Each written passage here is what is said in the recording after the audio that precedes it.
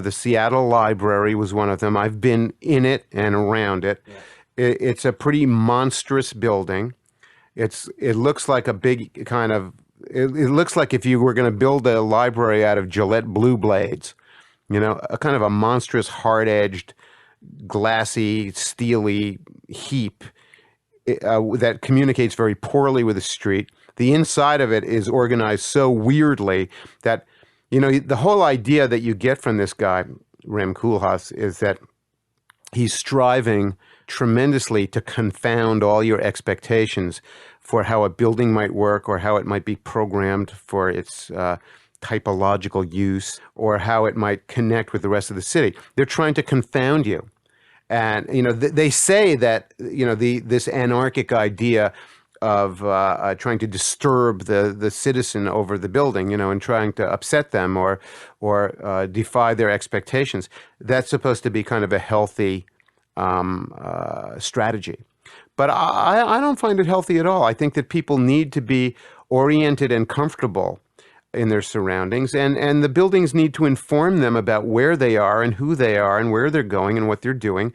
For example, in the Seattle Library, he's got some things like staircases that actually get smaller as you go up the stairs, like the psychotic buildings in that German expressionist movie, The Cabinet of Dr. Caligari. Or also the Remington House or whatever, right? That haunted house where the crazy widow just built stairways and doors that didn't lead. Oh, yeah. Well, that's kind of an oddity in California, yeah. The Winchester House. But his buildings are designed to disturb and confound your expectations. And, I came to the conclusion that the more they confounded you and defied your expectations about how things would work, the more they would be elevated to the level of supernatural geniuses, because you couldn't figure them out and you couldn't figure out the buildings that they delivered. So this is all in the service of grandiosity and narcissism and making them appear to be something that they weren't, which was, supernatural wizards. We don't need supernatural wizards. We need competent architects who will give us buildings that are neurologically comprehensible, that satisfy our needs for orientation, and that satisfy our perhaps even deeper needs for cultural orientation, to know who we are, what culture we're in, and what's going on in it. Did these people even know how to do urbanism, though, or are they just bluffing? Like, didn't Frank Lloyd Wright say that he doesn't understand cities, he can't build? Frank Lloyd Wright didn't like cities. Yeah. He had an antipathy to cities, as did Corbusier, the French father of the idea of the tower in a park, which ended up, of course, being the tower amongst the freeways. And he wanted to, Corbu wanted to demolish, half of the right bank of Paris and put up what would have looked like a New York City housing project. Anyway, Koolhaas is in that tradition, and the whole ideology of the modern movement, so-called, has really maintained its mission from the very beginning, which at the early in the early 20th century, their mission became defined partially as confounding the expectations of the bourgeoisie and to stick it to the bourgeoisie. It included this hatred of the successful middle classes and this desire to injure them and confound them, for the sake of becoming separate from the middle class as artists.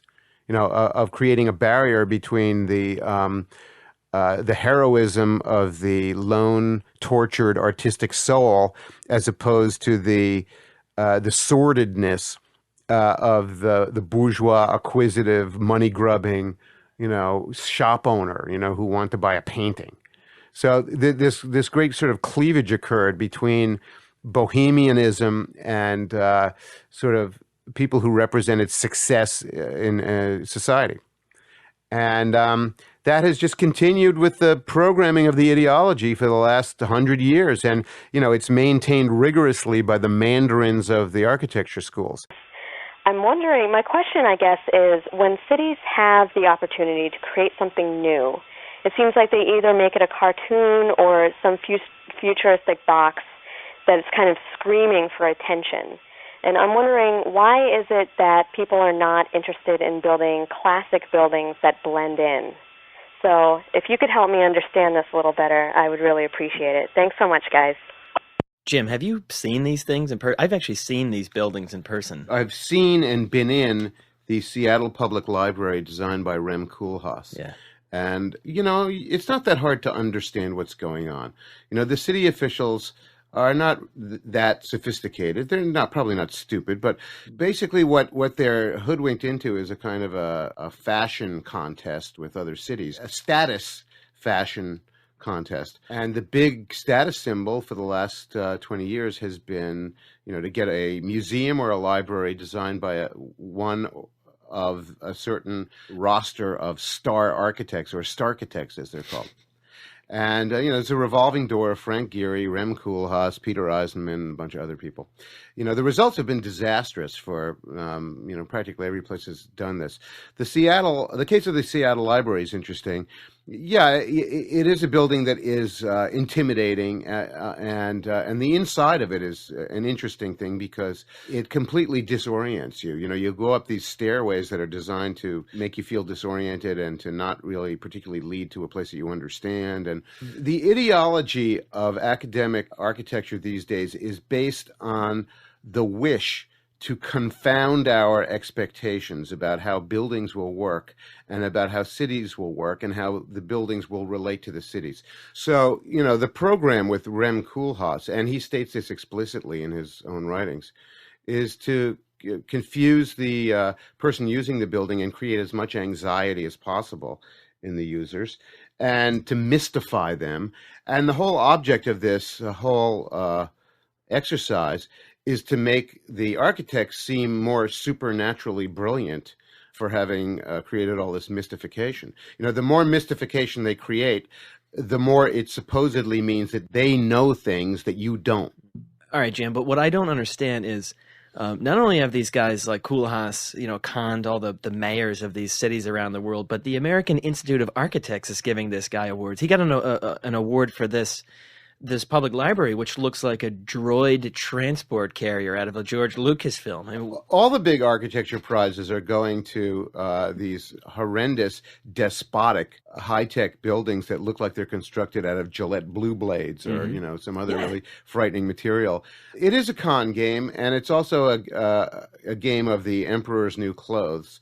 These guys are all trying to support an ideology which says, in essence, the more we can mystify the public, the more brilliant we will appear to be. Yeah, it's almost like how like Rudy Giuliani once was talking about art. There's some art show in Brooklyn that was controversial, and he goes, art is something I don't understand. Like if I don't understand it, it's art. And I feel like that's the level of this con. These buildings look like crap.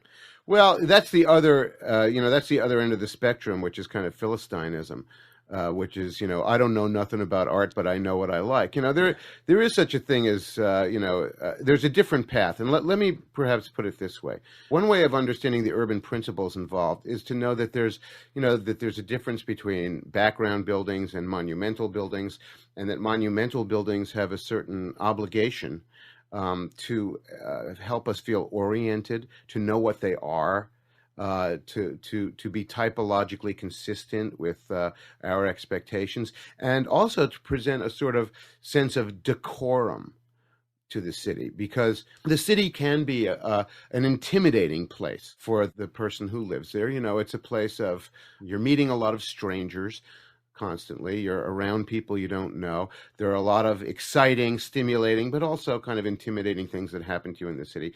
And so one of the purposes of architecture for a few thousand years has been to reassure us that when we're in a city, we're in a place that is safe, that in which transactions occur that we can understand, that we're in surroundings that are coherent, that the outsides of the buildings embellish the public realm and honor the public realm and honor our presence in the public realm by speaking to us in languages and vocabularies and syntaxes and grammars and rhythms and patterns that we understand from our own culture. So when you bring into that setting this effort to mystify and confuse everybody and create deliberately more anxiety, you're doing a real disservice not only to the individual people who inhabit the polis, but to the idea of civic life as a general proposition. I want to get back to this emperor has no clothes idea, because I think you nailed it. That's not an original thought on my part, by the way, Duncan. Oh, you're so I mean, modest. there are a lot of people who are on to the emperor's new clothes element of this racket.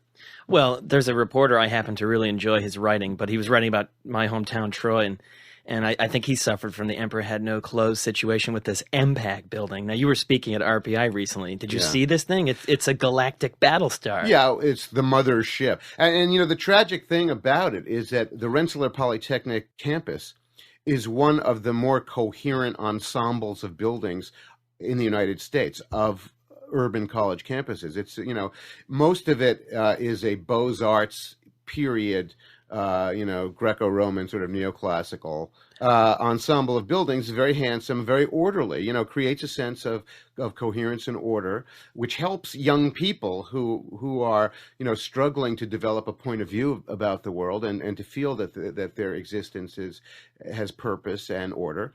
So, being in these settings actually is enhanced by being surrounded by things that reflect a certain amount of coherence.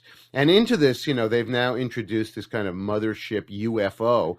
And but it's perfectly consistent with the trend of what's gone on in every campus and every city in America. But Jim, this campus happens to be perched on top of a hill, so it's the skyline of my city, and now they're blasting these green and red lights on it at night. Like, oh, look at this thing!